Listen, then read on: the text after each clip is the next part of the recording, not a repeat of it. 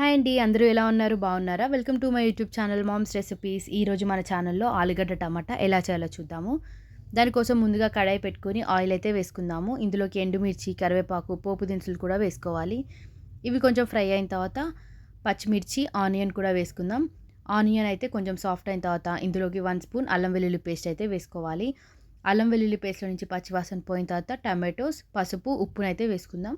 ఉప్పు అనేది ఎవరి టేస్ట్‌ని బట్టి వారు వేసుకుందామండి. ఇవన్నీ మిక్స్ చేసుకొని మూత అయితే పెట్టేద్దాం.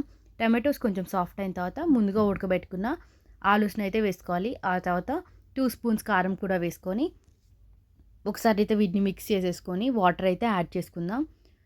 తర్వాత మూత పెట్టేసుకొని మీడియం ఫ్లేమ్లో అయితే 10 మినిట్స్ అయితే ఇది బాగా ఉడకనిద్దాము. ఆ తర్వాత ఆయిల్ అయితే బయటకు వస్తుంది. అంతే, ఎంతో టేస్టీ అయిన టమాటో ఆలుగడ్డ కర్రీ అయితే రెడీ అయిపోయింది. ఇది చపాతీలోకైనా అన్నంలోకైనా చాలా బాగుంటుంది. ఒకసారి ట్రై చేసి చూడండి. Thank you. Please subscribe.